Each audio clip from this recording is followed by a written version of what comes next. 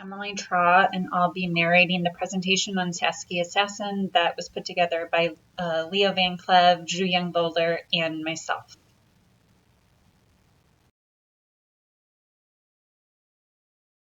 Sociologist who currently works at Columbia University in New York. She is a prolific author, and her work focuses on the impact of globalization on areas such as economic restructuring, urban spaces, and how the movements of labor and capital influence urban life.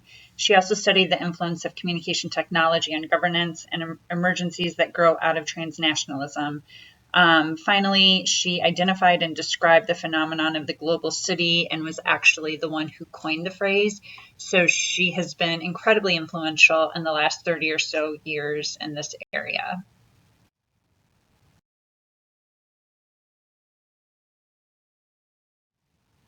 So, as a brief overview of her early life and upbringing, Sassen was born in The Hague, Netherlands in 1947. She grew up in many different places, including Argentina and Italy. Her father was a Dutch journalist and was actually a collaborator with the Nazi Party during World War II. And she remembers when she was living in Argentina as a child that Adolf Eichmann, who was one of the major organizers of the Holocaust, would visit her childhood home as he and her father were close friends. She doesn't like to talk about that, but has recently opened up about it. And I think their relationship has come into different books and accounts of the Holocaust. She studied in many places, including France, Argentina, and earned her PhD in sociology and economics at the University of Notre Dame in the US. She really thinks that this experience growing up of living all these different places was incredibly influential to her work. After she got her PhD, she went on and did a postdoc at Harvard and was then hired at the University of Chicago before finally moving to Columbia University.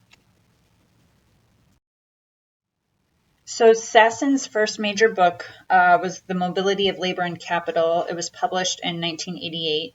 And again, she was very much influenced by her upbringing in writing this book and has stated that she could not have written it if she was not a non-native looking at the U.S. as an outsider. Much of the work she did for this book was while she was a postdoc at Harvard. In one interview I read, she said that she kind of shopped it around to 10 different publishers before finally finding one that accepted the publication, which I think speaks to her tenacity and is a good lesson. The book established her as a critical scholar focused on socio-spatial dimensions of globalization. The central theory is that heightened capital mobility and internationalization of production created new conditions for transnational mobility.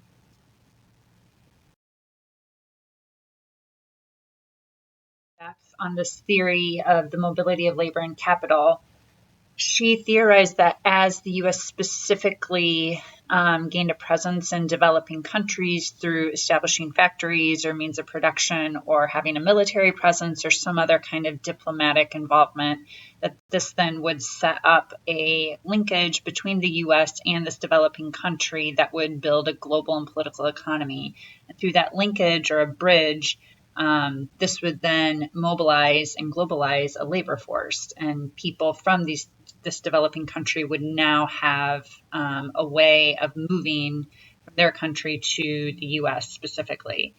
So it's a bit of a paradox and really kind of turned the way people have been theorizing about labor and capital on its head, because traditionally the assumption was that as different industrial forces would move into developing countries, the assumption was that you would see immigration to those the countries that had the presence, that you would find the immigration kind of dry up because people would find employment in that country at the factory, for example.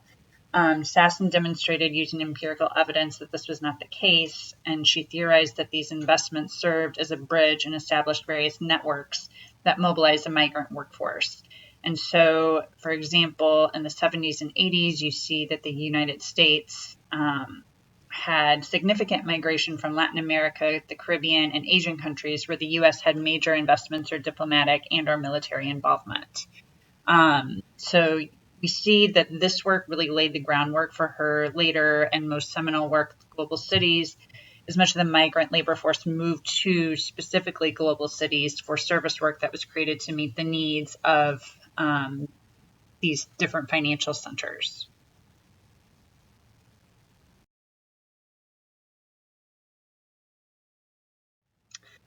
So in one interview that I read with her, she used an analogy of a beating heart to talk about how labor and capital work as far as moving in and out of global cities and in and out of different developing countries. And I think that's kind of a really useful image and visual.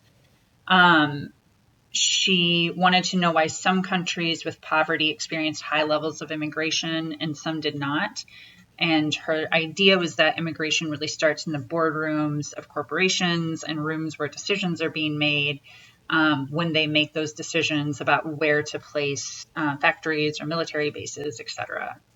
Again, it was an important change from previous globalization theorists who had understood labor and production to be non-transitory. But this, as the means of production moved into different areas in third world countries, it disrupts their traditional labor patterns and results in movement to global cities.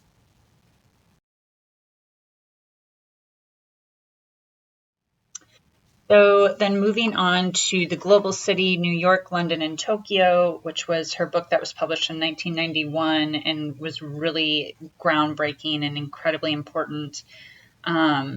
In the book, she posits that the three global cities are New York, London, and Tokyo. These are the three cities, or these three cities are not identical, but they really honed in on finance in different ways as their major industry in the 70s and 80s. And so, though they have different ways of being involved in finance, we can see development of the cities in parallel. They're major nodes in the interconnected systems of information and money, and the dynamics of the three cities again changed from what they previously were and are distinct from other great cities in modern times. They're rooted in finance, and the critical features are listed on the slide here, and I'll just go through them quickly. It includes a variety of international services, headquarters of multinational corporations, including financial corporations, domination of the trade and economy of a large surrounding area, considerable decision-making power at a global level, centers of new ideas and innovation in business, economics, culture, and politics, high percentage of residents employed in the service and information sectors, high-quality educational institutions, and high diversity in language, culture, religion, and ideologies. She theorized that the cities would accumulate a great deal of wealth and power, but also experience widening inequalities between elite professionals and the larger urban population of service and industrial workers. She believed further that communication technologies had the effect of accelerating these widening inequalities. So again, this builds on the idea of the mobile transnational labor force because she posits that the labor force largely ends up in these global cities as they are hired into jobs to provide services for the various financial firms and their employees. So I think, again, this was 1991, and I think we can see that she not only put her finger on something that was really important, and I think we see this dichotomy in the urban-rural kind of divide, but that this has probably expanded to other cities as the world has become more interconnected in the time since then.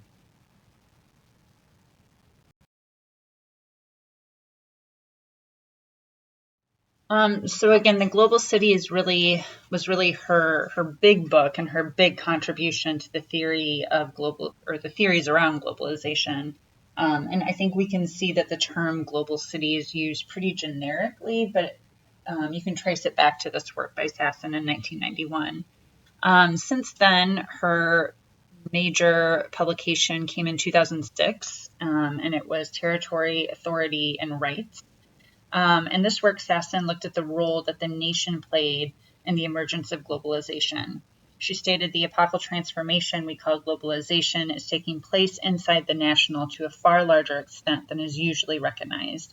The economic, political, and legal structures that existed in nations created the structures necessary for globalization. And by viewing the national structures as a part of globalization, she explains changes occurring inside the nation state as they react to globalization.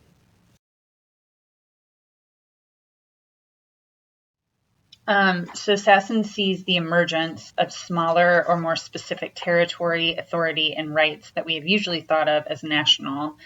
In this book, Sassen defined globalization, or stated that globalization continues to be shaped, channeled, and enabled by institutions and networks originally developed with nations in mind, such as the rule of law and respect for private authority. This process of state-making produced some of the capabilities enabling the global era. The difference is that these capabilities have become part of new organizing logics. Actors other than nation states deploy them for new purposes. So as I'm thinking about this, I think of some of these ideas that we're moving from nation states to corporate states, that some of the logistics and the actions and functions that have traditionally belonged to nation states are they're not going away, but they're being absorbed by other entities, which is really kind of what she's getting at here.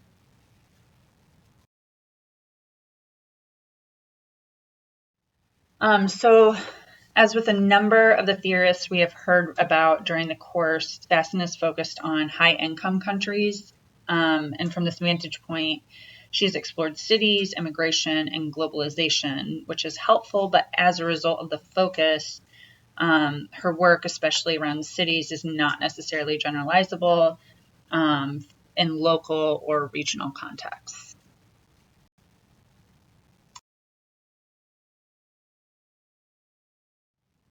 So, in conclusion, she's a really important urban sociologist whose early work was on the impact of migration on U.S. political economy and how these patterns have developed. And her more recent work focuses on the city as a frontier zone for the changes we all confront as a result of globalization. And when you think about all of this and a higher education impact, I think you can think about what establishment of a university in another country might do to opening up different immigration patterns, and how the decision to have university centers in different cities and different regions, how those decisions are made, who the stakeholders are, what the intended and unintended consequences would be. And I think we can also think about global cities in terms of innovation hubs we thought about earlier in class, and that the cities are increasingly interconnected and pull people in and out based on movement of capital. And that's it. Thanks.